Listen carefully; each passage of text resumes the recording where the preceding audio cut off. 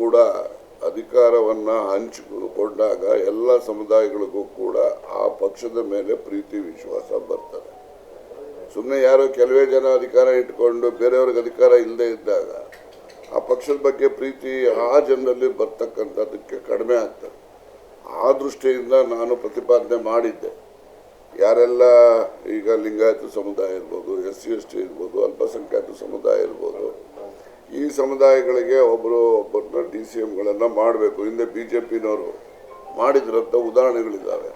ಮತ್ತು DCM ಮಾಡಿದ ಕ್ಷಣಕ್ಕೆ ಏನು ಹೊಸದಾಗ ಅವ್ರಿಗಿನ್ನೇನು ಬೇರೆ ಯಾವುದೇ ಸೌಲಭ್ಯ ಇಲ್ಲ. ಕ್ಯಾಬಿನೆಟ್ ಮಂತ್ರಿಗೆ ಏನಿರ್ತದೋ ಅವ್ರಿಗೂ ಅಷ್ಟೇ ಇರ್ತಕ್ಕಂಥದ್ದು.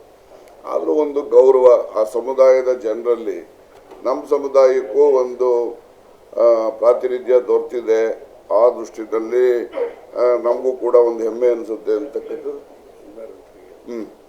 ಆದ್ದರಿಂದ ಅವರು ಆ ರೀತಿ ಒಂದು ಆ ಜನರ ಪ್ರೀತಿ ನಮ್ಮ ಪಕ್ಷಕ್ಕೆ ಗಳಿಸ್ಕೊಳ್ಳಿಕ್ಕೆ ಇದು ಒಂದು ಉತ್ತಮವಾದಂತಹ ಸಾಧನ ಅಂತೇಳಿ ನಾನು DCM ಮಾಡಬೇಕು ಅಂತೇಳಿ ಸಲಹೆ ಮಾಡಿದ್ದೆ.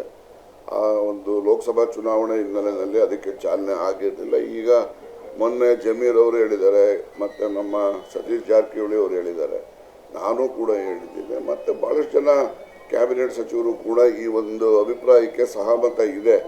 ಅಂತಿಮವಾಗಿ ನಮ್ಮ ಕಾಂಗ್ರೆಸ್ ಪಕ್ಷದ ಹೈಕಮಾಂಡ್ ಏನು ನಿರ್ಣಯ ಮಾಡ್ತಾರೆ ಆ ನಿರ್ಣಯಕ್ಕೆ ನಾವೆಲ್ಲ ಬದ್ಧರು ಕೂಡ ಇರ್ತೇವೆ. Thank you. ಇಲ್ಲ, ನಂದಿಲ್ವೇ ಇಲ್ಲ. ನಾನು ಆಕಾಂಕ್ಷಿನೂ ಅಲ್ಲ, ಇನ್ನು ಮುಂದೆ ಯಾವುದು ಚುನಾವಣೆ ನಿಲ್ಲೋನು ಅಲ್ಲ. ಆಯ್ತೇನಪ್ಪ, ಥ್ಯಾಂಕ್ ಯು.